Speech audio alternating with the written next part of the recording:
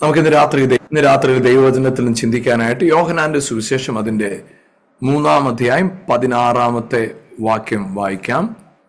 യോഹന്നാൻ John chapter 3 verse 16.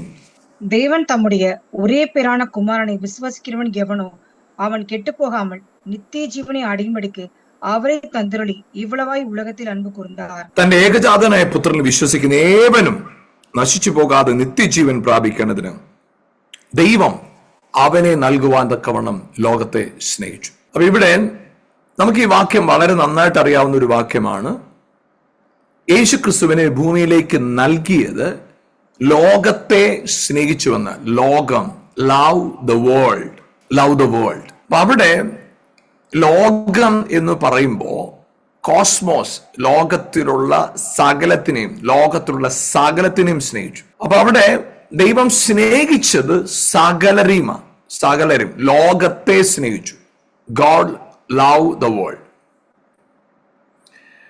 അപ്പൊ നമുക്കറിയാം, ലോകത്തെ സ്നേഹിക്കരുതെന്നല്ലേ വചനം പറയുന്നത്, അല്ലെ? ലോകസ്നേഹം പാപമാണ്, ലോകസ്നേഹം. അപ്പൊ ദൈവം ലോകത്തെ സ്നേഹിച്ചപ്പോ കുഴപ്പമില്ലേ? നമ്മൾ സ്നേഹിച്ചാലാണോ കുഴപ്പം? ദൈവം ലോകത്തെ സ്നേഹിച്ചു. കോസ്മോസ് എന്ന് പറഞ്ഞാൽ ലോകത്തുള്ള എല്ലാത്തിനെയും ഉൾപ്പെടുന്ന കോസ്മോസ്. പക്ഷേ എന്നാൽ രണ്ട് രീതിയിൽ അതിനെ കാണാൻ സാധിക്കും. ഒന്ന്, ലോകമെന്ന് പറയുമ്പോൾ ഈ കാണുന്ന ഭൂമി, ഈ കാണുന്ന ലോകം, ഈ ലോകം.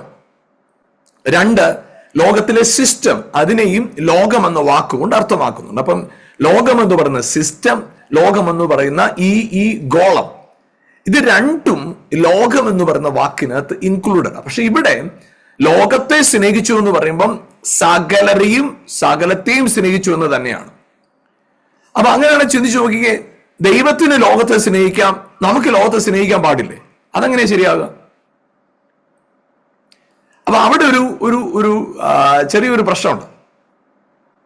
അതായത് പ്രശ്നമല്ല, നമ്മൾ അറിഞ്ഞിരിക്കേണ്ട ഒരു കാര്യം, നാം ലോകത്തെ സ്നേഹിക്കുന്നത് ലോകത്തിൽ നിന്ന് പ്രാപിക്കാനായിട്ട്, അല്ലെ?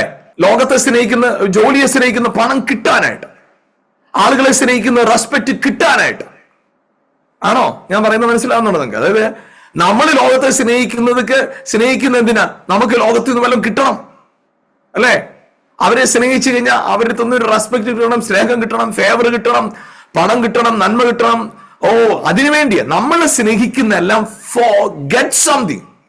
But God love the world to give something. That is difference. കാരണം എന്താണെന്നറിയാവോ? നമ്മൾ ലോകത്തെ സ്നേഹിക്കുമ്പോൾ ലോകത്തിന്റെ സ്ലേവ് ആയിട്ട് മാറും. പക്ഷെ ദൈവം ലോകത്തെ സ്നേഹിച്ചപ്പോ ലോകത്തിന്റെ മാസ്റ്റർ ആയിട്ട് നിന്നാണ് സ്നേഹിച്ചത്. അപ്പൊ നിങ്ങൾക്ക് ലോകത്തിന്റെ മേൽ മാസ്റ്ററായിട്ട്, ലോകത്തിന് മേൽ ആധിപത്യം ഉറപ്പിച്ചുകൊണ്ട് ലോകത്തെ സ്നേഹിക്കാൻ പറ്റുമോ? സ്നേഹിച്ചു, കുഴപ്പമില്ല, അല്ലെ? ഒരു മോശമായ ഒരാളുടെ കൂടെ നിങ്ങൾ നടക്കുന്നു, കുഴപ്പമൊന്നുമില്ല. അവരെ സ്നേഹിച്ചതിന് കുഴപ്പമില്ല. അവരെ കർത്താവിലേക്ക് നടത്താൻ പറ്റും എന്ന ബോധ്യത്തിലാണെങ്കിൽ കുഴപ്പമില്ല. പക്ഷേ പിന്നെ അവരെ പോലെ ആകരുത്. ലോകത്തെ സ്നേഹിക്കുക എന്ന് പറയുമ്പോ ദൈവം ലോകത്തെ സ്നേഹിച്ചത് ലോകത്തിന്റെ മാസ്റ്ററായിട്ട്, ലോകത്തിന്റെ അധിപതിയായിട്ട് നിന്നുകൊണ്ട്, ലോകത്തിന്റെ മേൽ ആധിപത്യത്തോടു കൂടിയാണ് കർത്താവ് ലോകത്തെ സ്നേഹിച്ചത്. അതുപോലെ തന്നെ ലോകത്തെ സ്നേഹിച്ചപ്പോ കർത്താവ് കൊടുക്കാനായിട്ടാണ് സ്നേഹിച്ചത്. നമ്മൾ ലോകത്തിനെ സ്നേഹിക്കുമ്പോൾ കൊടുക്കാനായിട്ടാണോ? No problem. സ്നേഹം കൊടുക്കാനായിട്ട്, സുവിശേഷം കൊടുക്കാനായിട്ട്, രക്ഷയെ കൊടുക്കാനായിട്ട്, സന്ദേശം കൊടുക്കാനായിട്ട്. ആമേൻ, ഹല്ലേലൂയ. ആ ഒരു കൊടുക്കുന്ന മനോഭാവത്തോടെയാണ് എങ്കിൽ നോ പ്രോബ്ലം. മനസ്സിലായോ നിങ്ങൾക്ക്? നമ്മള് ദൈവം ലോകത്തെ സ്നേഹിച്ചപ്പോ കൊടുക്കാനായിട്ടാണ് സ്നേഹിച്ചത്. നമ്മൾ പലപ്പോഴും ലോകത്തെ സ്നേഹിക്കുന്നത് ലോകത്തിൽ നിന്ന് എന്തെങ്കിലും കിട്ടാനായിട്ട്. ആ സ്നേഹത്തെയാണ് ദൈവം തെറ്റെന്ന് പറയുന്നത്. വചനം ലോക സ്നേഹത്തെ പാപം എന്ന് പറയുന്നത് നമുക്ക് എന്തെങ്കിലും കിട്ടാനായിട്ട്, ലോകത്തിന്റെ അടിമയായി ലോകത്തെ സ്നേഹിക്കുന്ന സ്നേഹത്തെയാണ് ബൈബിള് നോ എന്ന് പറയുന്നത്. പക്ഷെ ലോകത്തിന് വേണ്ടി കൊടുക്കാനായിട്ട്, ലോകത്തെ വാഴുന്ന മനോഭാവത്തോടു കൂടിയാണോ നിങ്ങൾ മുന്നോട്ട് പോവുക? കർത്താവ് നിങ്ങളുടെ കയ്യിൽ ലോകത്തെ തന്നിരിക്കുക, ജനങ്ങളെ തന്നിരിക്കുക. ആമേൻ. പ്രൈസ് ഗോഡ്, അനുഗ്രഹത്തെ തന്നിരിക്കുക. ഹല്ലേലൂയ. അപ്പോഴേ നമുക്കുള്ള ഗുണം എന്നാണെന്നറിയോ? ഒരിക്കലും പണം നമ്മളെ വാഴത്തില്ല, പ്രശസ്തി നമ്മളെ വാഴത്തില്ല, ആ മറ്റുള്ളവരുടെ അപ്രീസിയേഷൻ നമ്മളെ വാഴത്തില്ല, ഇതൊന്നും നമ്മളെ മൈൻഡ് ചെയ്യത്തില്ല. നമ്മളെ അപ്രീഷിയേറ്റ് ചെയ്താലും ചെയ്തില്ലേലും നമ്മൾ ചെയ്യുന്നത് ചെയ്തുകൊണ്ടിരിക്കും. നമ്മളെ ആളുകൾ ഉയർത്തി പറഞ്ഞാലും ഇല്ലെങ്കിലും നമ്മൾ ചെയ്യുന്നത് ചെയ്തുകൊണ്ടിരിക്കും. നമുക്ക് പണം കിട്ടിയാലും ഇല്ലെങ്കിലും നമ്മൾ ചെയ്യുന്നത് ചെയ്തുകൊണ്ടിരിക്കും. നമ്മളെ ഒരാള് വിമർശിച്ചാലും ഇല്ലെങ്കിലും നമ്മൾ ചെയ്യുന്നത് ചെയ്തുകൊണ്ടിരിക്കും. നമ്മളെ ഒരാള് ശ്രദ്ധിച്ചാലും ഇല്ലെങ്കിൽ നമ്മൾ ചെയ്യുന്നത് ചെയ്തുകൊണ്ടേയിരിക്കും. കാരണം എന്താണെന്നറിയാം? നമ്മൾ ലോകത്തെ സ്നേഹിച്ചുകൊണ്ടല്ലല്ലോ ഈ പണി ചെയ്യുന്നത്, ദൈവത്തെ സ്നേഹിച്ചുകൊണ്ടാ. ലോകത്തിന്റെ മേൽ മാസ്റ്ററായിട്ടോ നമ്മൾ നിൽക്കുന്നത്. അപ്പൊ അതാണ് വെരി ഇമ്പോർട്ടന്റ്, വളരെ വളരെ ഇമ്പോർട്ടന്റ് ആയ കാര്യം. അപ്പൊ ഇവിടെ കർത്താവ് പറയുന്നത്, തന്റെ ഏകജാതനെ പുത്രനിൽ വിശ്വസിക്കുന്ന ഏവനും നശിച്ചു പോകാതെ നിത്യജീവൻ പ്രാപിക്കണതിന് ദൈവം അവനെ നൽകുവാൻ തക്കവണ്ണം ലോകത്തെ സ്നേഹിച്ചു. സ്നേഹം, ഹല്ലേലൂയ, സ്നേഹം. അപ്പൊ നമുക്ക് ഈ സ്നേഹത്തെ കുറിച്ച് ഒരു 1-2 കാര്യങ്ങളെ വായിക്കാം. യോഹന്നാന്റെ ലേഖനം, 1 യോഹന്നാന്റെ ലേഖനം, അതിന്റെ 4-ാമത്തെ അധ്യായം 9-ാമത്തെ വാക്യം 10-ാമത്തെ വാക്യം. 1 John chapter 4 verse 9 and 10. தம்முடைய ஒரே பேரான குமாரனாலே நாம் பிழைக்கும்படிக்கு தேவன் அவரை இவ்வுலகத்திலே அனுப்பினதனால் தேவன் நம்மேல் வைத்த அன்பு வெளிப்பட்டது. நாம் தேவனது அன்பு கூர்ந்தனால் அல்ல, அவர் நம்மளது அன்பு கூர்ந்து நம்முடைய பாவங்களை நிவர்த்தி செய்கிற கிருபாதர பலியாக தம்முடைய குமாரனை அனுப்பினதனாலே அன்பு ഉണ്ടായിരിക്കുന്നത്. ദൈവം തന്റെ ഏകജാതനായ പുത്രനെ നാം അവനാൽ ജീവിക്കേണ്ടതിന് ലോകത്തിലേക്ക് അയച്ചു എന്നുള്ളതിനാൽ ദൈവത്തിന് നമ്മോടുള്ള സ്നേഹം പ്രത്യക്ഷമായി. നാം ദൈവത്തെ സ്നേഹിച്ചതല്ല, അവൻ നമ്മെ സ്നേഹിച്ച് തന്റെ പുത്രനെ നമ്മുടെ പാപങ്ങൾക്ക് പ്രായശ്ചിത്തമാകുവാൻ അയച്ചത് തന്നെ സാക്ഷാൽ സ്നേഹം ആകുന്നു. അപ്പം ദൈവത്തിന്റെ സ്നേഹം, ദൈവത്തിന്റെ സ്നേഹം. അപ്പൊ അവിടെ നമ്മൾ ചില വാക്യങ്ങൾ നിങ്ങൾ ശ്രദ്ധിക്കണേ. ബൈബിളിൽ ഒരു കാര്യം കാണാൻ പറ്റും, ദൈവം ആത്മാവാകുന്നു. അല്ലെ? ആ വാക്യം നിങ്ങൾ വായിച്ചിട്ടുണ്ടോ? അല്ലെ? ദൈവം ആത്മാവാകുന്നു, കർത്താവ് ആത്മാവാകുന്നു. യോഹന്നാന്റെ സുവിശേഷം 4:24, 2 കൊരിന്ത്യർ ലേഖനം അതിന്റെ 3-ാമത്തെ 17-ാം വാക്യം. ഇവിടെ കർത്താവാത്മാ, ദൈവം ആത്മാവാകുന്നു. ഒരു സ്ഥലത്ത് പറയുന്നു ദൈവം വചനമാകുന്നു, ദൈവം വചനമാകുന്നു. ഒരു സ്ഥലത്ത് പറയുന്നു ദൈവം സത്യമാകുന്നു, സത്യദൈവം. എന്നാൽ വളരെ ഇമ്പോർട്ടന്റ് ആയിട്ട് മറ്റൊരു സ്ഥലത്ത് നമ്മൾ ഇവിടെ വായിച്ചതായി ഇതേ ലേഖനത്തിൽ 1-ാമത്തെ അധ്യായത്തിന്റെ 8-ാം വാക്യം ഇങ്ങനെയാണ് പറയുന്നത്, ഗോഡ് ഈസ് ലവ്.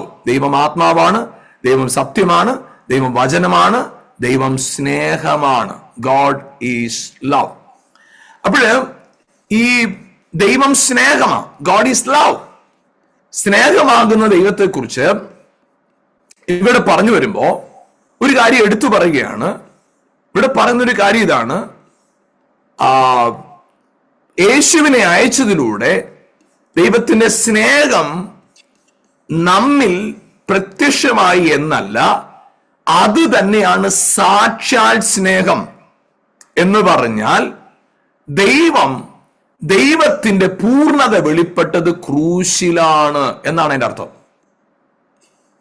ദൈവത്തിന്റെ സമ്പൂർണത വെളിപ്പെട്ടത് ക്രൂശിലാണ്. ഹല്ലേലൂയ.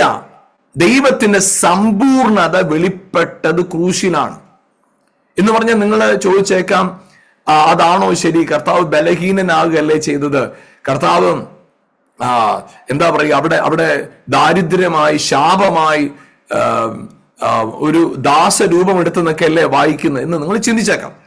പക്ഷെ എന്നാലും ഞാൻ അവിടെ 1-2 കാര്യങ്ങൾ പറയാം. കൊലോസ്യ ലേഖനം 2-ാം അധ്യായത്തിന്റെ 15-ാം വാക്യം ഇങ്ങനെയാണ് പറയുന്നത്, അവൻ വാഴ്ചകളും അധികാരങ്ങളും ആയുധവർഗം വെപ്പിച്ച് അവരുടെ മേൽ ക്രൂശിൽ ജയോത്സവം കൊണ്ടാടി. കൊലോസ്യ ലേഖനം 1:20, സ്വർഗത്തിലും ഭൂമിയിലുള്ളതും ഒക്കെയും ക്രൂശിൽ ചൊരിഞ്ഞ രക്തം കൊണ്ട് തന്നോട് നിരപ്പിപ്പാൻ. അപ്പൊ ഈ ക്രൂശിൽ നടന്ന കാര്യം, ക്രൂശിൽ അവൻ നിലവിളിച്ചു എന്ന് പറയുമ്പോഴും അതിനെ വചനത്തിൽ കാണുന്നത് ജയോത്സവം. അപ്പൊ ക്രൂശിലാണ് ശരിക്കും പഴയ നിയമത്തിൽ ഫറവോനെ ദൈവം പരാജയപ്പെടുത്തി മോശയിലൂടെ.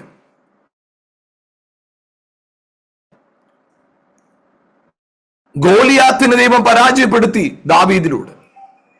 ഫെലിസ്തരെ മുഴുവൻ പരാജയപ്പെടുത്തി. മിദ്യാനരെ ഗിദ്യോനെ ഉപയോഗിച്ചുകൊണ്ട് പരാജയപ്പെടുത്തി. അപ്പൊ അവിടെ പലരെയും പല സ്ഥലത്തും അതുപോലെ തന്നെ ഫെലിസ്തരെ ശിംശോനെ ഉപയോഗിച്ച് പരാജയപ്പെടുത്തി. ഇതൊക്കെ നമ്മൾ അവിടെ കാണുന്നുണ്ട്. പക്ഷെ അവിടെ എല്ലാം അത് സംഭവിച്ചപ്പോഴും യഥാർത്ഥത്തിലുള്ള ഇരുട്ടിൽ മറഞ്ഞിരുന്ന അധിപതിയാകുന്ന ഇരുട്ടിന്റെ അധിപതി തകർന്നിട്ടില്ലായിരുന്നു. അവൻ മരിച്ചിട്ടില്ല, അവന്റെ മേൽ ജയം കൊണ്ടാടിയിട്ടില്ല. പക്ഷേ ഇവിടെ വചനത്തിൽ കാണുന്നത് എങ്ങനെയാണ്? ക്രൂശിന്മേൽ അവരുടെ മേൽ ജയോത്സവം കൊണ്ടാടി. ഹല്ലേലൂയ. അപ്പൊ ക്രൂശിലാണ് ദൈവത്തിന്റെ പൂർണ്ണ ശക്തി വെളിപ്പെട്ടത് എന്ന് പറഞ്ഞാൽ അവിടെ പിശാച് തോറ്റുപോയത് എവിടാന്നറിയോ? പിശാച് നമ്മൾ പറയാറ് തോറ്റ് തൊപ്പിയിട്ടത് എവിടാന്നറിയോ? ഹല്ലേലൂയ. എന്റെ ദൈവം ക്രൂശിൽ പരസ്യമായിട്ട് പാപികളായിരുന്ന നമ്മളോട് വിളിച്ചു പറഞ്ഞു, ഞാൻ നിന്നെ സ്നേഹിക്കുന്നു, ഐ ലവ് യു. ആ ഒരൊറ്റ ഡയലോഗിന്റെ മുമ്പിൽ പിശാച് പരാജയപ്പെട്ടു പോയി. ലവ്, ദൈവ സ്നേഹം, ദൈവം നമ്മളോട് കാണിച്ച സ്നേഹം, ദൈവം നമ്മളോട് പ്രദർശിപ്പിച്ച സ്നേഹം, ദൈവം നമ്മളോട് കാണിച്ച സ്നേഹത്തിൽ, ആ സ്നേഹത്തിന്റെ മുൻപിൽ പിശാച് പരിപൂർണമായി പരാജയപ്പെട്ടു, എന്നേക്കുമായി പരാജയപ്പെട്ടു. Hallelujah, price the Lord. അപ്പൊ ആ ക്രൂശില് വാഴ്ചകളെയും അധികാരങ്ങളെയും ആയുധവർഗം വെപ്പിച്ച ഏറ്റവും വലിയ വെപ്പൺ എന്താണെന്നറിയാമോ? ലവ്, ദൈവത്തിന്റെ സ്നേഹം.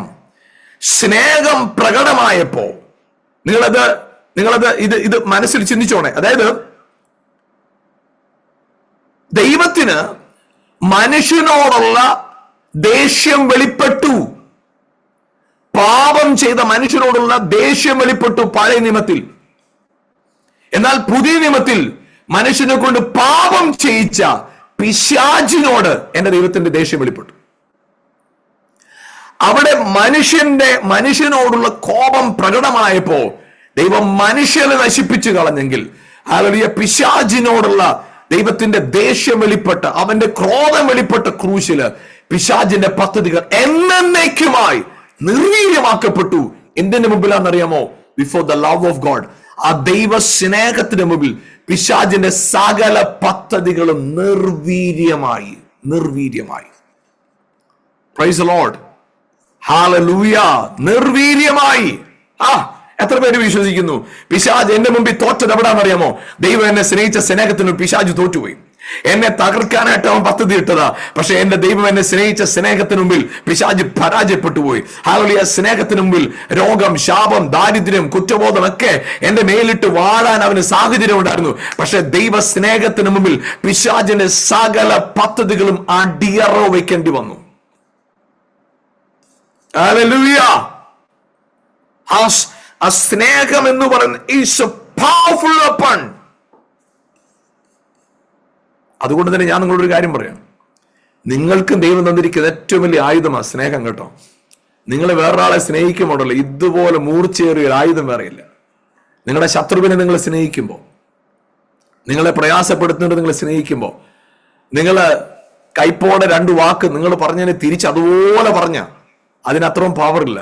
പക്ഷെ നിങ്ങളെ ഉപദ്രവിക്കുന്നവരെ സ്നേഹിച്ചു നോക്കിക്കേ, അത്രത്തോളം ശക്തിയുള്ള ഒരു ആയുധം ലോകത്ത് വേറെയില്ല. ആമേൻ. അപ്പോഴ് ആ സ്നേഹം സാക്ഷാൽ സ്നേഹം വെളിപ്പെട്ടു.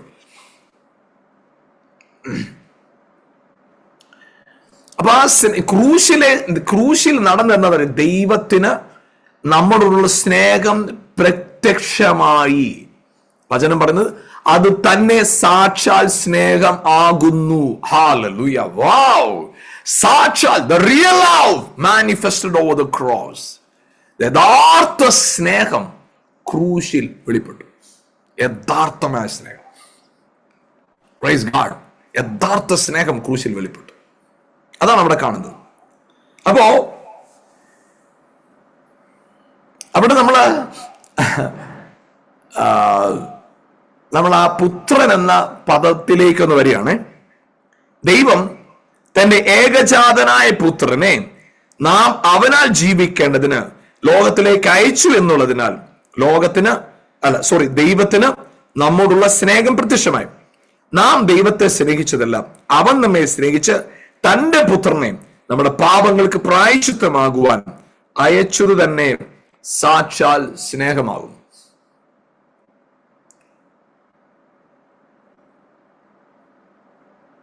അപ്പൊ ഇവിടെ നമുക്ക് മനസ്സിലാക്കാൻ കഴിയുന്നത് ദൈവം പുത്രനെ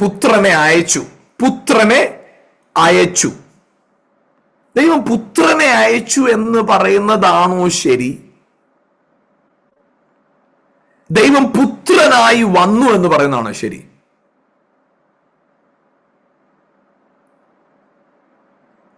രണ്ടാമത്തത് ശരി. അതായത് ദൈവം പുത്രനെ അയച്ചതല്ല, ദൈവം തന്നെ പുത്രനായി ഈ ഭൂമിയിലേക്ക് ഇറങ്ങി വന്നു എന്ന് പറഞ്ഞാൽ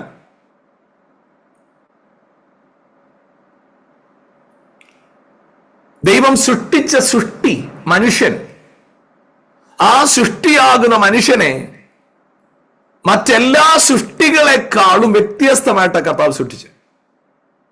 അവനോട് പറഞ്ഞു, നീ ഈ ഭൂമിയിലുള്ള സകലത്തിനെ വാഴുക, എല്ലാറ്റിനെയും റെയിൻ ഓവർ, എല്ലാത്തിനെയും വാഴാനായിട്ടാ പറഞ്ഞു. വാഴാനായിട്ട് പറഞ്ഞപ്പോഴും നിങ്ങളൊരു കാര്യം ശ്രദ്ധിക്കണേ. നമുക്ക് ആ വാക്യം ഒന്ന് വായിച്ചു പോകാം അല്ലേ? അപ്പൊ നിങ്ങൾക്ക് കുറച്ചുകൂടെ മനസ്സിലാവും. ഉൽപ്പത്തി പുസ്തകം 28 വാക്യം. Genesis chapter 1 verse 28. பின்பு தேவன் அவர்களை நோக்கி, நீங்கள் பலுகி பெருகி பூமியை நிரப்பி அதை கீழ்ப்படுத்தி சமுத்திரத்தின் மச்சங்களையும் ஆகாயத்து பறவைகளையும் பூமியில் நடமாடுகிற சகல ஜீவ ஜந்துக்களையும் ஆண்டு கொள்ளுங்கள் என்று சொல்லி தேவன் அவர்களை ஆசீர்வதித்தார். ഇവിടെ നമ്മൾ കാണുന്ന വാക്യം ഇതാണ്.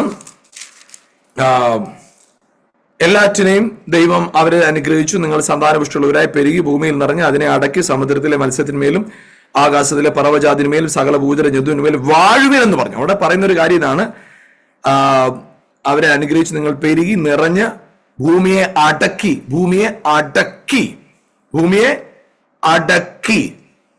സബ്ഡ്യൂ, അതിനെ കൺട്രോൾ ചെയ്ത് അതിനെ കീഴ്പ്പെടുത്തി വാഴാനായിട്ടാണ് പറഞ്ഞു. പക്ഷേ സങ്കീർത്തനം 8-ാം അധ്യായത്തിന്റെ 5-6 വാക്യങ്ങളൊന്ന് വായിക്കാം. Psalms 8, 5 and 6.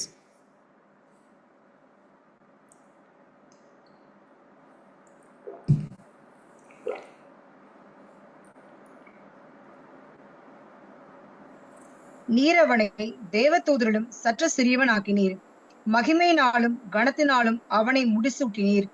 உம்முடைய கரத்தின் கிரியைகளின் மேல் நீர் அவனுக்கு ஆளுகை தந்து സകലത്തെയും അവനുடைய പാദങ്ങൾക്ക് കീഴ്പ്പെടുത്തിനീർ. കണ്ടോ, ദൈവം സകലത്തെ അവന്റെ കാൽ കീഴാക്കി വെച്ചിട്ടാ പറഞ്ഞത് അടക്കി വാഴാനായിട്ട്. അല്ലാതെ ദൈവം എല്ലാത്തിനെയും ഇവന്റെ മേൽ അധികാരം കൊടുത്തിട്ട് നീ എന്നെ പിടിച്ചടക്കാനൊന്നും ഇതൊരു സ്ട്രെസ്ഫുൾ പരിപാടിയല്ല. ഇത് തലവേദന പിടിക്കുന്ന കാര്യമൊന്നുമല്ല. ഇത് സിമ്പിൾ കാര്യമാണ്, സിമ്പിളാ. ആ സിമ്പിൾ കാര്യത്തെ നമ്മളിങ്ങനെ ഇതിനെ അടക്കാൻ പെടുന്ന പാട്, അവിടെ നമുക്ക് തെറ്റിപ്പോന്നേ.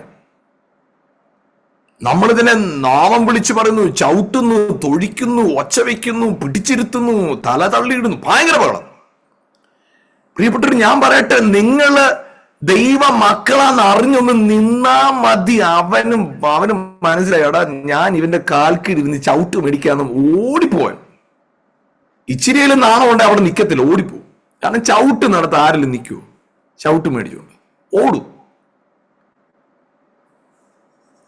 പക്ഷേ ഈ നമ്മുടെ പ്രശ്നം, നമുക്കുള്ള കുഴപ്പം എന്താന്ന് വെച്ചാല്, ഈ കാൽക്കീഴിലാണെങ്കിലും നമ്മൾ വിചാരിക്കുന്ന എന്താണെന്ന് പറയുക, ഇവനെ നമ്മളെ കൺട്രോൾ ചെയ്യുന്നെന്നുള്ളൊരു മനോഭാവത്തിലാണ് നമ്മൾ നടക്കുന്നത്. That is A problem. നമ്മുടെ മെന്റാലിറ്റി ഒന്ന് മാറി അതിനെ വാഴുന്നവരെ. അപ്പോഴ് ദൈവം മനുഷ്യന്റെ കാൽക്കീഴിലായിരുന്നു ഇതിനെല്ലാം വെച്ചിരുന്നത്. ആരുടെ കാൽക്കീഴില്? ആദമിന്റെ കാൽക്കീഴിൽ. നിങ്ങൾക്ക് മനസ്സിലായോ? പക്ഷെ പാപം ചെയ്തപ്പോൾ എന്ത് സംഭവിച്ചു? ആദമിന്റെ കാൽ കീഴിൽ നിന്ന് ഈ അധികാരം അല്ലെങ്കിൽ ഈ ശത്രു രക്ഷപ്പെട്ടു. എന്നാൽ എന്ത് സംഭവിച്ചെന്നറിയാമോ? പിശാച് ഭൂമിയെ, മാനവജാതിയെ കൺട്രോൾ ചെയ്യാൻ തുടങ്ങി. എന്തുവാ? ഹാബേലിന്റെ യാഗത്തിൽ ദൈവം പ്രസാദിച്ചു. ഉടനെ അസൂയ കയറി തല്ലി കൊന്നുകളഞ്ഞു. ഭയങ്കരമായിട്ട് കൊന്നുകളഞ്ഞു. ഭയങ്കര പ്രശ്നമായിരുന്നു.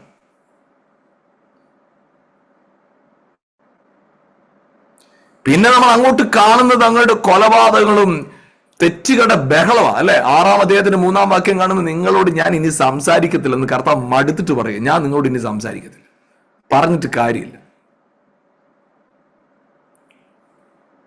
ആ തലമുറ വളർന്നു വളർന്നു വലുതായപ്പോ പാപവും പെരുകിക്കൊണ്ടേയിരുന്നു. അപ്പൊ ദൈവം തന്റെ പുത്രനായ യേശുവിനെ എന്ന് പറഞ്ഞാൽ ദൈവം താൻ സൃഷ്ടിച്ച മനുഷ്യന്റെ സാദൃശ്യത്തിൽ ഈ ഭൂമിയിലേക്ക് ഇറങ്ങി വന്നു. അതായത് സിമ്പിൾ ആയിട്ട് പറഞ്ഞാൽ ഇത്രേ ഉള്ളൂ, ഉന്നതങ്ങളിൽ വസിക്കുന്നവനായ ദൈവം മനുഷ്യനിൽ വസിക്കുന്നവനായിട്ട് ഇറങ്ങി വന്നു. വീണ്ടും ഒന്നുകൂടെ പറയാം, ഉന്നതങ്ങളിൽ വസിച്ചുകൊണ്ടിരുന്നവനായ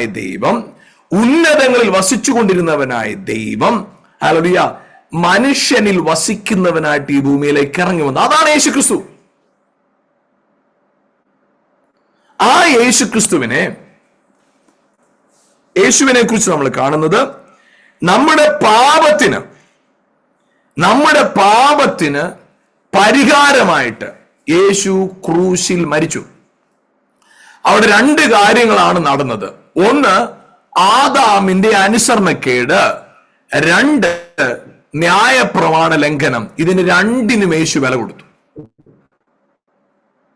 അത് നമുക്ക് 2ഉം കാണാൻ സാധിക്കും.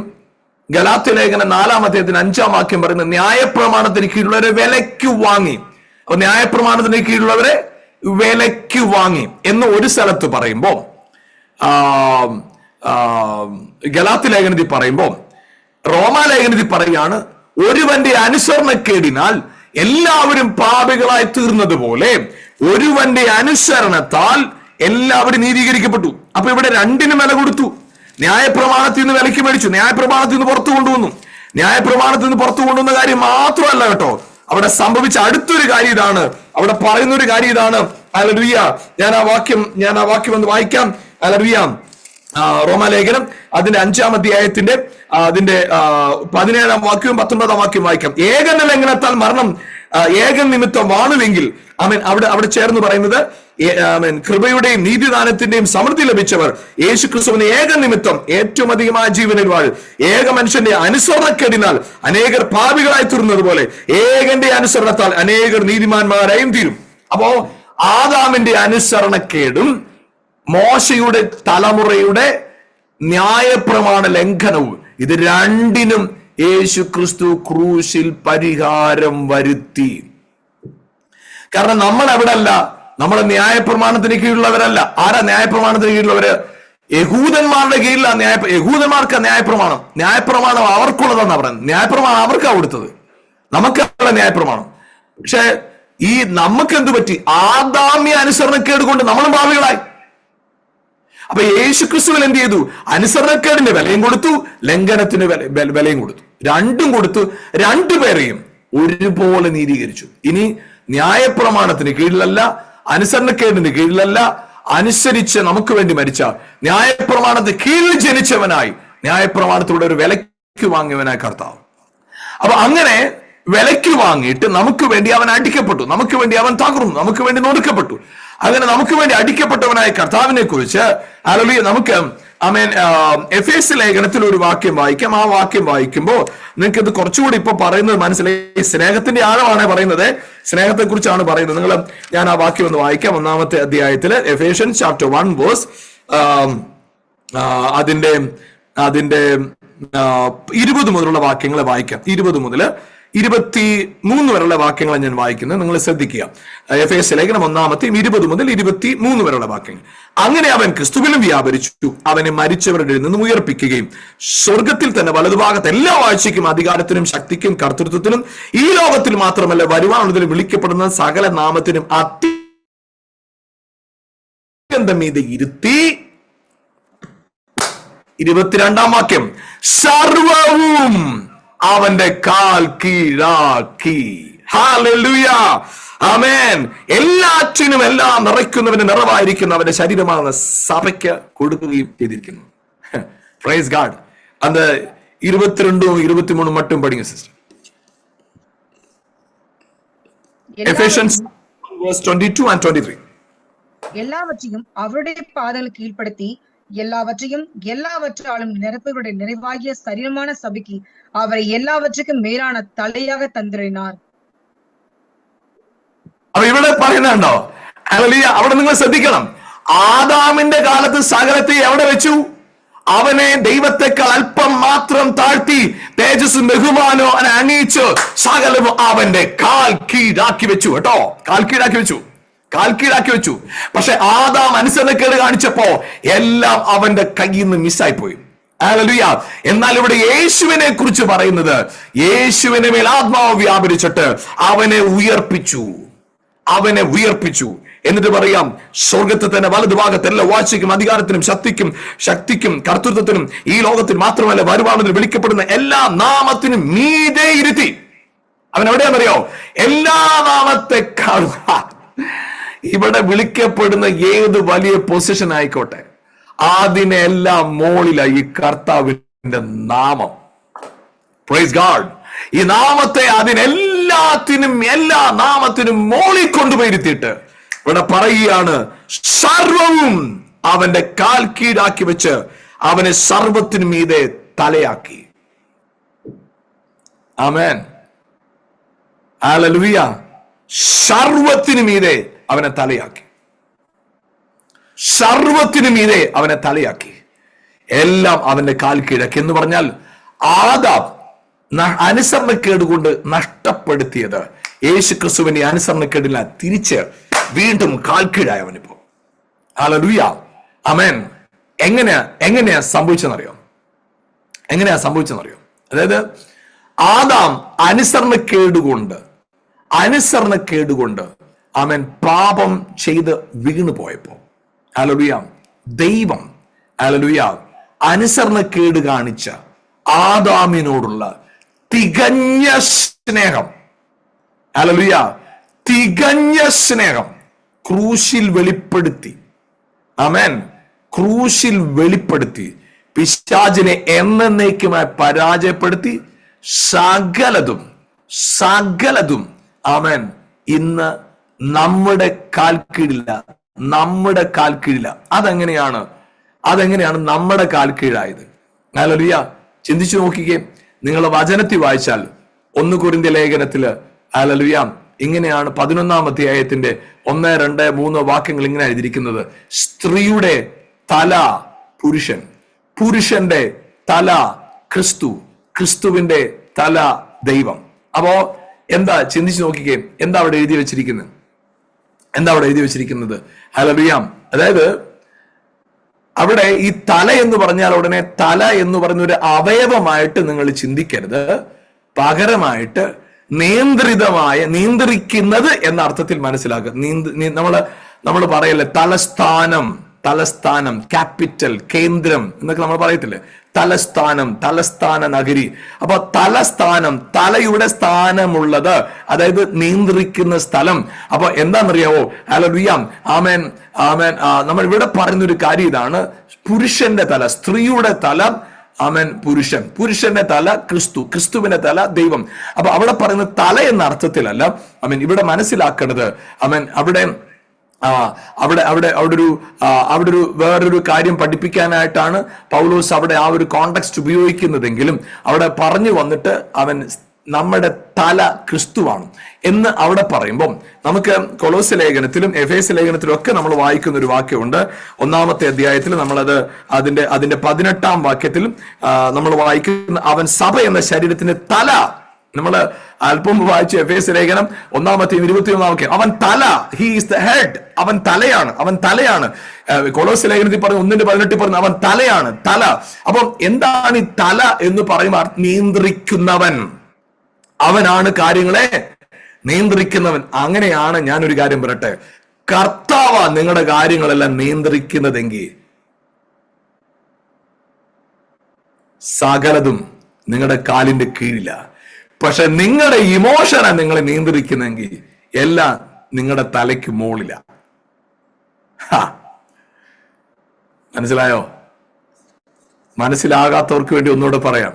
അതായത് കർത്താവാണ് നിങ്ങളെ നിയന്ത്രിക്കുന്നതെങ്കിൽ സകലതും നിങ്ങളുടെ കാൽ കീഴില. എന്നാൽ നിങ്ങളാണ് നിങ്ങളെ നിയന്ത്രിക്കുന്നതെങ്കിൽ എല്ലാം നിങ്ങളുടെ തലയ്ക്ക് മീതയാ. അപ്പോ സകലത്തിനെയും കാൽ കീഴാക്കി വെച്ചു. ആമേൻ. ഞാൻ ചോദിക്കട്ടെ, എല്ലാറ്റിനെയും ക്രിസ്തുവാകുന്ന തലയുടെ ശരീരമാകുന്ന സഭയുടെ കീഴിലാണ് കൊണ്ടുവച്ചിരിക്കുന്നത്. നമ്മൾ എവിടെയാ കണക്ട് ചെയ്ത് നിൽക്കുന്നത്?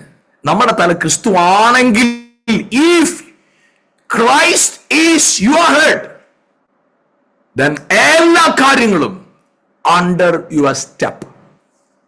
നിങ്ങള് പിശാച് നുണ പറയും കേട്ടോ. നീ ഇന്നലെ കഴിഞ്ഞ ആഴ്ച അങ്ങനെ ചെയ്തില്ല, നിന്റെ കുടുംബം ശരിയല്ല, നിന്റെ ജീവിതം ശരിയല്ല, കുഞ്ഞുങ്ങളുടെ ഭാവിയൊക്കെ പോക്ക, നിങ്ങളുടെ ജീവിതം ശരിയാവും തോന്നുന്നില്ല, നിന്റെ കുടുംബം നന്നാവും തോന്നുന്നില്ല, നിന്റെ ജീവിതം നന്നാവും, നിന്റെ ജീവിത പങ്കാളിക്ക് ഈ സ്വഭാവത്തിൽ നിന്ന് മാറ്റം വരും തോന്നുന്നില്ല, ആ മദ്യപാനത്തിൽ നിന്ന് വിടുമെന്ന് തോന്നുന്നില്ല, ഇന്ന പ്രശ്നം മാറുമെന്ന് തോന്നുന്നില്ല, ജോലിയിലെ പ്രശ്നം മാറുമെന്ന് തോന്നുന്നില്ല. പ്രിയപ്പെട്ടവർ, ഞാൻ പറയട്ടെ, നിങ്ങളെ നിയന്ത്രിക്കുന്നത് ക്രിസ്തുവാണെങ്കിൽ നിങ്ങൾ ധൈര്യത്തോടെ പറയും, ലോകത്തിലുള്ളവനേക്കാൾ എന്റെ അകത്തിരിക്കുന്നവൻ വലിയവൻ. Who he is in me, he is greater than who he is in the world. Hallelujah. അപ്പോൾ ചിന്തിച്ചു നോക്കിക്കേ, ശരീരമാകുന്ന സഭ, തലയാകുന്ന ക്രിസ്തു, ഈ ശരീരമാകുന്ന സഭയെയും തലയാകുന്ന ക്രിസ്തുവിനെയും ഒരുമിച്ച് നിർത്തുന്ന പശ എന്താണെന്നറിയോ? പരിശുദ്ധാത്മാവ്. ആത്മാവിലാണ് കൂട്ടായ്മ. കാരണം കർത്താവ് ആത്മാവാണ്. ആ ആത്മാവ് ഇരിക്കുന്ന സ്ഥലമാണ് ശരീരം, നിങ്ങളുടെ ശരീരം. അപ്പൊ ഈ ആത്മാവിനാൽ ഒന്നിച്ചു പണിയുന്നു എന്ന് എഫേസ്യ ലേഖനം 2-ാമത്തെ പറയുന്നത്. ആത്മാവിനാൽ ഒന്നിച്ചു പണിയുന്നു. ആത്മാവിലാണ് ഈ വണ്ണസ്, ആത്മാവ്. അപ്പൊ ഈ തലയും ശരീരവും ഒന്നായിട്ട് നിങ്ങൾ ആത്മാവില. ഞാൻ ചോദിക്കട്ടെ, ദൈവം ആത്മാവാ. ആ ആത്മാവ് എന്നിൽ വർക്ക് ചെയ്യുമ്പോഴാണ് ഞാനും ദൈവം ഒന്നാകുന്നത്, സഭയും ദൈവം ഒന്നാകുന്നത്. അവിടെ ആത്മാവിലാണ്, സ്പിരിറ്റിലാണ് വണ്ണസ്. അപ്പൊ അങ്ങനെ ഒന്നാകുമ്പോ റോമർ 5:5 പറയുകയാണ്, നമ്മുടെ ഉള്ളിൽ ദൈവസ്നേഹം പരിശുദ്ധാത്മാവല്ല നമ്മുടെ അകത്ത് പകർന്നിരിക്കുക. അപ്പൊ ചിന്തിച്ചു നോക്കിക്കേ, ഈ ശരീരത്തെയും തലയും ഒന്നാക്കി നിർത്തിയിരിക്കുന്ന എന്താണെന്നറിയോ? പരിശുദ്ധാത്മാവ്. ഈ പരിശുദ്ധാത്മാവ് നമ്മളിൽ വന്ന് വസിക്കാൻ കാരണം എന്നറിയോ? ദൈവം നമ്മളെ സ്നേഹിച്ച നിബന്ധനയില്ലാത്ത സ്നേഹം. അപ്പൊ ഈ ചേർത്ത് നിർത്തിയിരിക്കുന്ന എന്താ? സ്നേഹം. ഞാൻ ചിന്തിച്ചു നോക്കി, നിങ്ങൾ ചിന്തിച്ചു നോക്കി, ഹസ്ബൻഡ് വൈഫ് നിങ്ങൾ ഒരുമിച്ച് നിർത്തിയിരിക്കുന്ന എന്താ? സ്നേഹം. ഇത് തന്നെയാണ്. അപ്പൊ ചിന്തിച്ചു നോക്കിക്കേ, ഹല്ലേലൂയ, സഭയെയും തലയാകുന്ന ക്രിസ്തുവിനെയും ഒരുമിപ്പിച്ച് നിർത്തിയിരിക്കുന്നത് love of God, the spirit of God. ഹല്ലേലൂയ, ആമേൻ. ആത്മാവിനാൽ നിങ്ങൾ പണിയപ്പെടുന്നു. ആത്മാവിനാൽ നിങ്ങൾ പണിയപ്പെടുന്നു. യേശുവിൻ നാമത്തിൽ ഇന്ന് രാത്രി പ്രിയപ്പെട്ടവർ, നിങ്ങളുടെ സാഹചര്യങ്ങൾ എന്തുമാകട്ടെ, നിങ്ങൾക്കൊരു ഉറപ്പുണ്ടാകട്ടെ. ആമേൻ. ക്രിസ്തുവിലാണ് ഞാൻ നിയന്ത്രിക്കപ്പെടുന്നത്. സകലതും എന്റെ കാൽ കീഴില്ല. ഒരു തിന്മയും എന്റെ മേൽ വാഴത്തില്ല. ശാപം, ദാരിദ്ര്യം, പ്രതികൂലം, പ്രതിസന്ധി, വെല്ലുവിളികൾ, ആമേൻ, സാമ്പത്തിക വിഷയം, ഇമോഷണൽ ആയിട്ടുള്ള പ്രോബ്ലം, നിരാശകൾ, വെല്ലുവിളി, വിമർശനങ്ങൾ, ആമേൻ, കുറ്റം പറച്ചില്, നിരാശയുടെ കാര്യങ്ങൾ, സാമ്പത്തിക വിഷയങ്ങൾ, എന്തുമാകട്ടെ, നത്തിങ്. ഹല്ലേലൂയ. കാരണം അവൻ എന്നെ നിയന്ത്രിക്കുന്നതുകൊണ്ട് സകലതും കാൽ കീഴിലാണ്. ആമേൻ. ഹല്ലേലൂയ. Praise God. ഉറപ്പുണ്ടെങ്കിൽ ഒരുമിച്ച് പ്രാർത്ഥിക്കാം. ഞങ്ങളുടെ നല്ല കർത്താവ്, ഞങ്ങൾക്ക് തന്ന നല്ല രാത്രിക്കായി സ്തോത്രം. ഞങ്ങളോട് സംസാരിച്ച വചനത്തിനായി സ്തോത്രം. വചനത്താൽ ഞങ്ങളെ നിറച്ചതിനായിട്ട് നന്ദി കർത്താവ്. ഞങ്ങളെ ദൈവസ്നേഹത്തിന്റെ ആഴം തിരിച്ചറിഞ്ഞു ഓരോ ചുവടുകളിലും മുന്നോട്ട് കുതിപ്പാൻ പരിശുദ്ധാത്മാവ് ഞങ്ങളെ സഹായിക്കുന്നതിനായിട്ട് നന്ദി പറയുന്നു.